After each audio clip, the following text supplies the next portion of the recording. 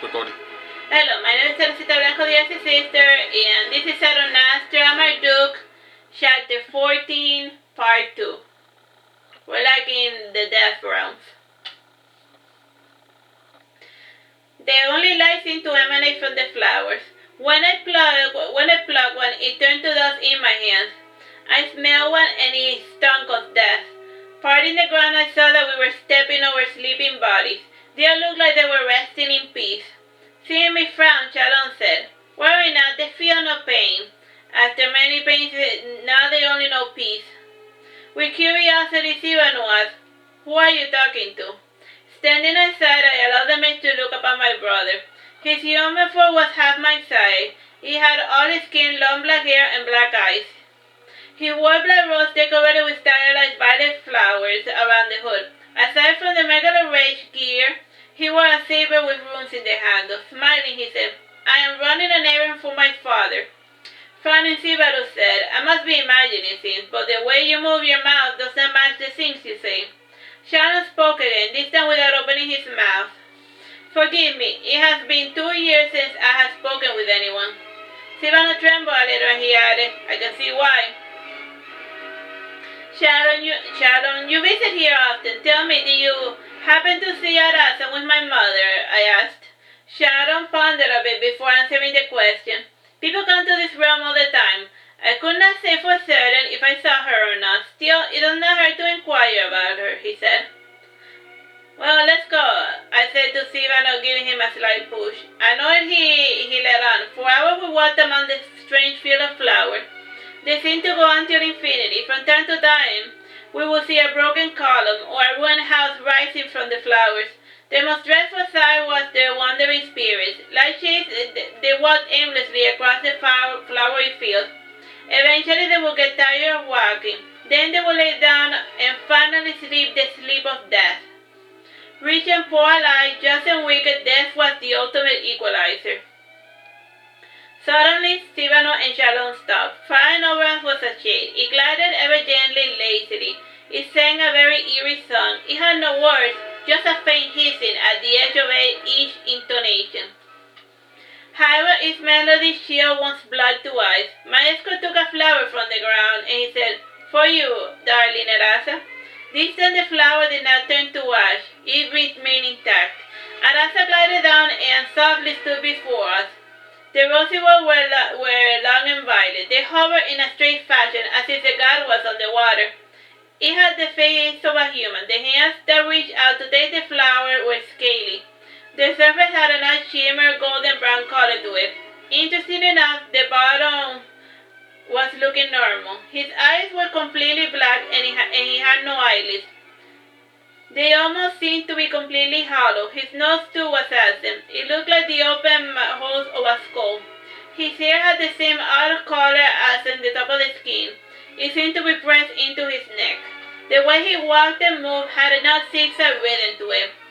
He had the unnatural mannerisms of a snake.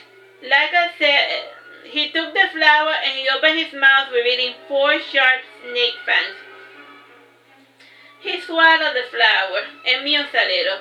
He smiled softly and fell over the flowers. He said gently, "I am very grateful for your offering." He added, looking at me with interest, "Ah, so we meet again. You are the boy whose soul I could not take. Tell me, why did you not hate my song?" Before I answered, I noticed that he was sleeping peacefully. Again, Sivano picked up another flower for him. He placed it over Arasa's face and he eagerly ate it. The flower bloomed below him and it propped him up. "Johnny," he said, "what do you desire? Tell me in post haste. I wish to return to the resting in peace. I see the soul of Miranda Blanchard. You took her soul 5 hours ago. I wish to have it back." Arasa looked saddened at my request. He shook his head in response. Narrowing my eyes, I said, "Why can't you?" He rose his hand and he added, "My hands are tied." Shalom frowned and said, "This is unlike you, Arasa. Normally you yield to all requests." "Yes, normally, but a force above my own keeps me from obeying." He said this again with disdain. I sat down before him and asked, "Arasa, what happens when you die?" The question puzzled Arasa and Sivanu. Again he answered, "You come to my realm to sleep in until you become one with the soil. Over time you are reborn in the form of my flowers. When he said this, he took a flower and he ate it again. Again I asked, what happens to those that do not receive a funeral? They wander forever in the world of the living. Eventually the spirits fade away. He added, picking up another flower and eating it. Looking at him sternly, I said, are you certain that they fade away? I cannot say. I am just one of the many avatars of death. He said, lying down again. He rose to still for a moment. He stretched out his hand and he plucked a handful of flowers. Time? 8 minutes. Sneering, he gave them to me. I saw how they turned to ash in my hands. Shalom released his sword and he struck death. It turned to ash in his touch. Laughing at us, I said, you must be a fool to pick a fight with death. I felt the ground shaking below me, and suddenly the flowers started emitting a strange violet powder. I took Sivana and my brother under each arm. With them I jumped over to one of the ruined corners standing over the flowering field. The powder kept rising and rising, corroding everything it touched. Sivana created a barrier. This stopped the advance of death. This time the dead rose from the ground. Slowly, lifeless bodies climbed on top of another. Many seemed to be fused into the air. From other bodies, violet flowers bloomed. Still not convinced, I created a dagger and I threw it at the forehead of the first figure. The second it made contact with the dead, it turned to ash. To escape, I glanced straight at the sky. My brother did the same as well. Quickly we flew upward. Arasa saw us escaping and he chased after us. Sivano saw him approach and he summoned the goddess of light Lara. She intercepted Arasa and she did not allow him to pass. Arasa started calling around Lara. She too did the same. They looked like mating snakes. Both sent their fangs into each other. Sivano turned around and he saw the floor of the golden moon approaching. He cast a magic shield to break our fall. When we landed safely on the lunar surface, we stood in awe before Arasa and Lara fighting. Behind us we saw the Libra constellation's balance shifting. As it did, Arasa grew much larger than Lara. Sivano felt Bersames' presence nearby. Sivano tried to empower Lara, but however Bersames' influence was too strong. Eventually, Arasa was large enough to kill the avatar of life. Her lifeless body fell into the violet fields. It created ripples across the entire world of the dead. Saint Shalom said, congratulations, Sivano. You single-handedly managed to make things 1,000,000 times worse. Blushing, he said, sorry, I just imagined that life could defeat death. Anthony Shalom went on, the mere fact that we live guarantees death. In a deep tone, I said, relax. If we manage to slay Arasa within his realm, the world of the living will not be affected. Frowning, Sivano asked, won't we miss our life and death, God? Comforting, I said, as long as the world remains, new avatars of life and death will be born into this world. Like as long as the planet remains, yeah? While we spoke, we saw a dark shadow hovering us. The massive form of Arasa was holding onto the moon with both his hands. Smiling, he said, I must really thank you for defeating my rival. Her carcass would add lovely nutrients to my garden. Slowly we saw his faucets reaching down to devour the golden moon. Suddenly part of the firmament shattered like broken glass. From the hole came down a massive dragon. Its wings were metallic looking. Like sharp blades they buzzed over us. Wings of light covered its light. It had giant arms and legs. Unlike regular dogs, this one has 5 fingers in each of its talons. It still had a sharp blade-like tip, and it produced sparks each time it moved. This massive dragon came down over us, and it swept us away. It gently carried us inside one of its claws. He landed in one of the smaller moons. Meanwhile, the massive death glared at us from far away. The dragon lowered his head and allowed us to climb to his forehead. Sitting before us was a slender figure. His face was like that of a monkey. His ears too were large, furry, and pointy. He wore his black hair combed in a small bund. His fur was a light golden color. His hairless hands were black.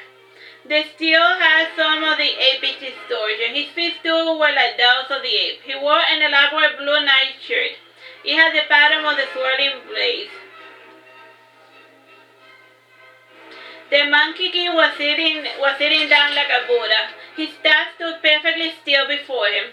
The staff had many strange scenes of the forest. Atop of it, he had a stylized serpent coiling around him. I watched it at him. With apish rapidity, he leaped from the ground and he hugged me. Kissing my cheek, he said, "Oh, Marduke, it has been forever." Time, bro? 4 minutes. I was always baffled as to why he chose such an identity for himself. Seeing his new form and his name finally made sense.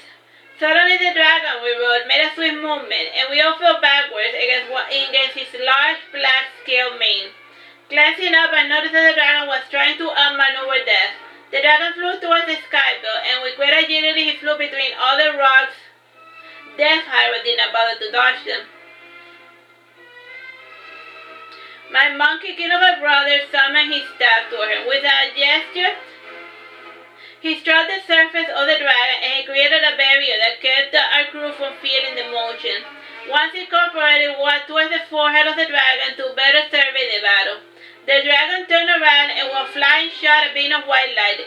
It went straight through Death's head and cracked the sky itself. I told the dragon, "Fly towards the hole." I ran outside the shield and leaped towards the opening, jumping ahead of the dragon. For a second my body turned to light. I stood outside the cracked domain of death. From the outside I could see that I stood over the firmament. From this high up I saw the roundness of the world. I wounded my hand with my blade. My blood soon covered the entire gaping hole. Using my blood as a catalyst, I created an area of an ocean. I then leapt inside of it. When I entered, I saw my entire world was covered in water. I was soon picked up by the dragon that entered the area.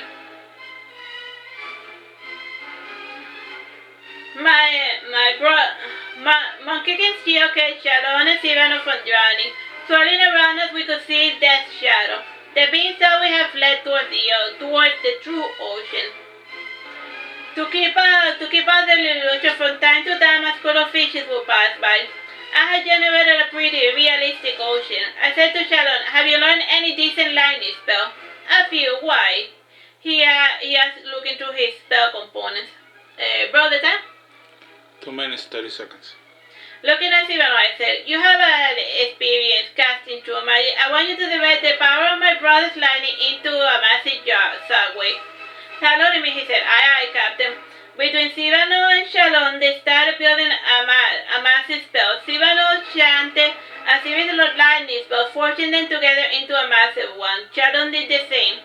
Since he was technically immune, he was using sign language to cast. On the meantime, the dragon and he kept swirling in the water. When the spell was ready, he coiled into a sphere. Wings and all, his surface became a solid rock. On my signal, they released a massive shockwave of lightning. The lightning spell destabilized the water's oxygen and hydrogen molecules. From its vapor, it created a massive explosion that blew up the entire ocean. Don't worry, this is not like the real ocean from the world. They're like in another realm fighting. For a while, everything felt like a furnace. Outside, we could hear Arasa's agonizing scream. He went from being electrocuted to being incinerated. When the flames dissipated, there was nothing but an empty white space. The water I had created had been completely consumed by the flames. Before the god of death twitched in agony, bursts of his influence made it regenerate. Ika, though he started as small, death spread his power and slowly consumed the area. Using his powers, it broke my realm down. Anticipating this turn of event, I surrounded this area with another.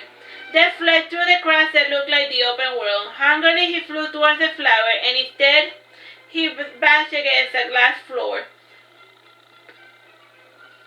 What he saw was merely a reflection of the real thing. Death crawled into itself, and like a snake, he leaped towards a heat, and when he bit him down, a heat cracked through the mirror. Frustrated, he leaped into hundreds of mirror versions of us. While Arasa wasted energy chasing after our illusions, I converse with my crew.